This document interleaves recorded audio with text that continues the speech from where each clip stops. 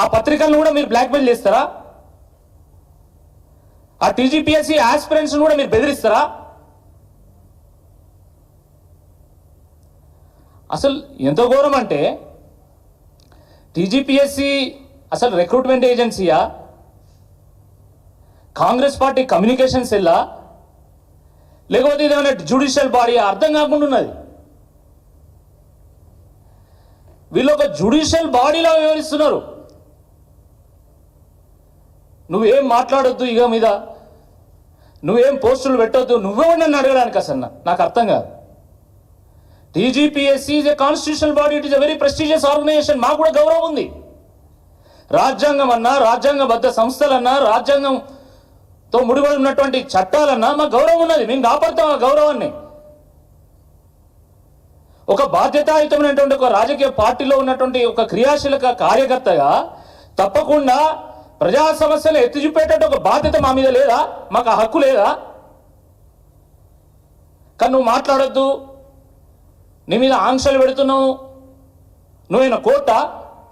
ఈ దేశంలో ఏ పౌరుని కూడా నువ్వు మాట్లాడొద్దు, నీ నోటికి ఆంక్షలు పెడుతున్నాం అనేటువంటి అధికారం కేవలం కోర్టులకు మాత్రమే ఉంటుంది, ఏ సంస్థకు ఉండదు. ఇది గుర్తుపెట్టుకోవాలా.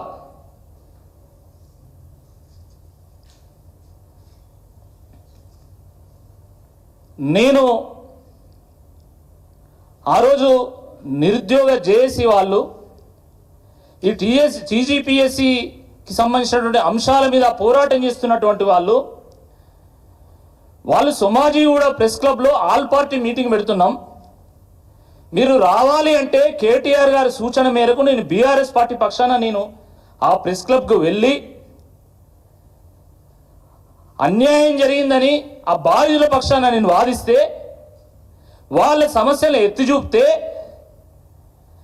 నా ప్రెస్ మీట్లో ఉన్నటువంటి ప్రతి పదాన్ని ఓడిసిపట్టి ప్రతి అక్షరాన్ని విశ్లేషించి 4 పేజీలు ప్రశ్నలు తయారు చేసి దీన్ని నాకు నోటీస్గా పంపుతారు. ఇంత శ్రద్ధ మీకు అభ్యర్థులకు న్యాయం చేయాలనే దాని మీద ఉండుంటే నిజంగా టీజీపీఎస్సీ ఆస్పిరెంట్స్కి ఎంతో కొంత న్యాయం జరిగేది. నాకు పంపినటువంటి నోటీస్ మీద ఉన్నటువంటి శ్రద్ధ ఈ ఆస్పిరెంట్స్ ఎలుగెత్తి చూపుతున్నటువంటి అంశాలను పరిష్కారం చేసే దాని మీద దృష్టి ఉండుంటే చాలా బాగుండేది.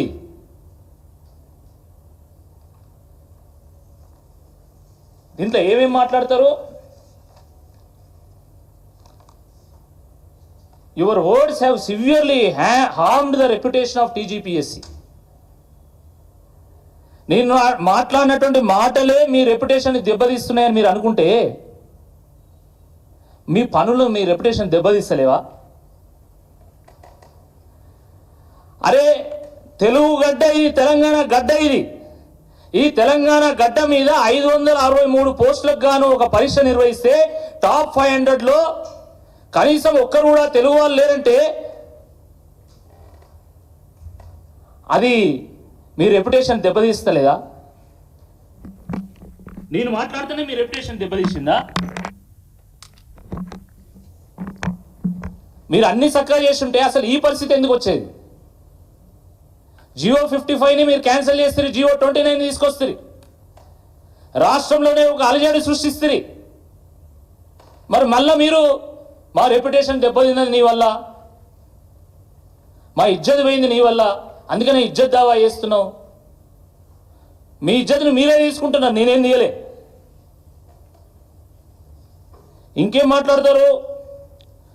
ఒక అయోటా ఆఫ్ ఎవిడెన్స్ కూడా లేకుండా మాట్లాడుతున్నారని. అయోటా ఆఫ్ ఎవిడెన్స్ కాదు, ఐరన్ లాంటి ఎవిడెన్స్ ఉన్నది నా దగ్గర.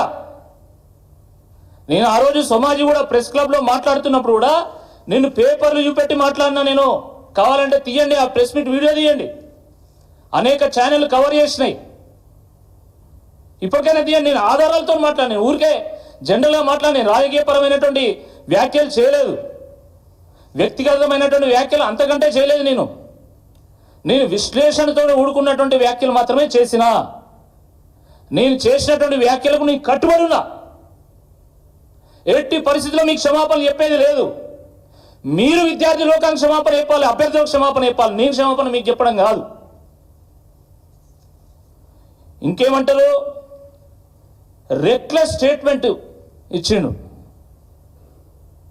నా స్టేట్మెంట్ రెక్లెస్ కాదో అభ్యర్థులు నిర్ణయిస్తారు, నిరుద్యోగులు నిర్ణయిస్తారు, ఈ రాష్ట్రంలో ఉన్నటువంటి లక్షలాది మంది యువత నిర్ణయిస్తుంది. కానీ మీ వ్యవహారం రెక్లెస్గా ఉన్నదా లేదో ఒక్కసారి ఆలోచించండి. ప్రిలిమ్స్కు మెయిన్స్కు ఎవడన్నా డిఫరెంట్ హాల్ టికెట్స్ ఇచ్చేటోడు ఉన్నాడా?